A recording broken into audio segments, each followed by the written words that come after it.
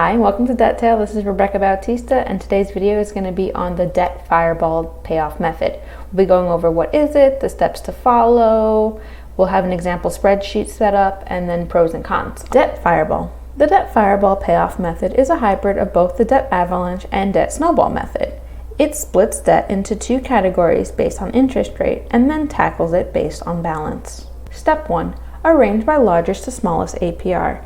This is where the debt fireball method is similar to the debt avalanche method because the focus in the first step is on the interest rate. Step 2. Separate debts with an APR rate higher than 7%. So this is where the debt fireball goes into the splitting your debt into two categories. Debt with an APR of 7% or higher is considered bad debt, and debt with an APR of under 7% is considered good debt. Step 3. Arrange bad debt from smallest to largest balance.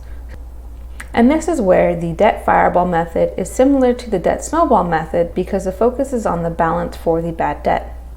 Step 4. Pay minimum payment on all. Just like all the other ones, I suggest that you take the current minimum monthly payments and turn them into fixed payments just to keep them consistent. Step 5.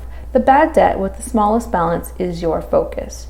So once again, what we did with the debt fireball method is you split your debt into two categories, bad debt and good debt. Now we're focusing on the bad debt, which we turned into smallest balance first, and now we're tackling the smallest balance in the bad debt category. Step 6. Once paid off, roll over its payment to the next lowest balance bad debt.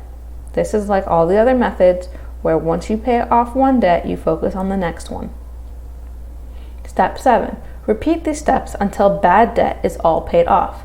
This is where the debt fireball method differs because the focus is solely on the bad debt category. Step 8. Consider using the payments you made towards bad debt to savings or tackle the good debt. This debt payoff method only focuses on paying the bad debt category. For the good debt, they just suggest that you continue paying the monthly minimum.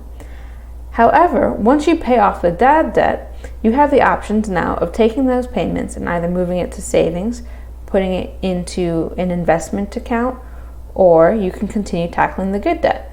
The choice is yours. Alright, so now we're going to take our sample debt and we're going to apply the debt fireball method to it so we can understand which loan we're going to pay off first.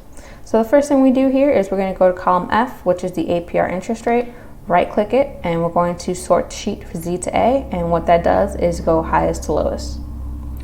Now with the debt fireball method, what you want to do is split your debt now into two categories. Anything that has an interest rate of 7% or higher becomes bad debt, and any interest rate that is below 7% is considered good debt. So as you can tell right here, we're going to look at row 8. That student loan is at 6.6%, therefore it's under 7.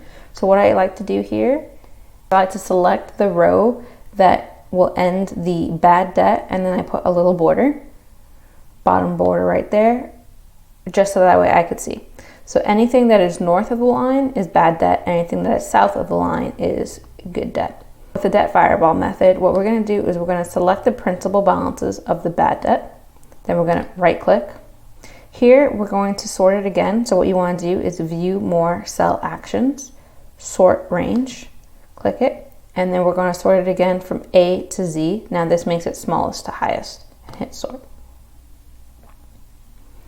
Now we'll see that our smallest balance is the Chase, then the Scratch Pay, then Discover, then the bank line of credit, then the Upstart and Motorcycle. Well, I hope that was helpful for you in figuring out how to use the debt fireball method with a Google spreadsheet. Let me know if you have any questions, and please like. Pros and cons of the debt fireball method. So pro, it's a hybrid of both the debt avalanche and the debt snowball method, so you get the perks of both. With the debt fireball, by first doing the highest APR, similar to the debt avalanche, you're going to save money on interest because you're tackling the costlier loans. But unlike the debt avalanche, by focusing on the smaller balance of the bad debt category, you're actually going to have some psychological wins because you're going to be paying off the smaller debts quicker, and therefore you'll be seeing progress. So win-win in that situation. So cons, it's got more steps, so it's a little bit more complicated to understand, but for some people, once you set it up, it's pretty easy. Now, also another con is the fact that it categorizes your debt into two categories, both good and bad, and then you only focus on the bad debts. Well, I hope you found this video helpful. Both up above and in the description below, you will find some links to some of our previous videos. So really quickly, there are 8 debt payoff methods, and there's like an overview video.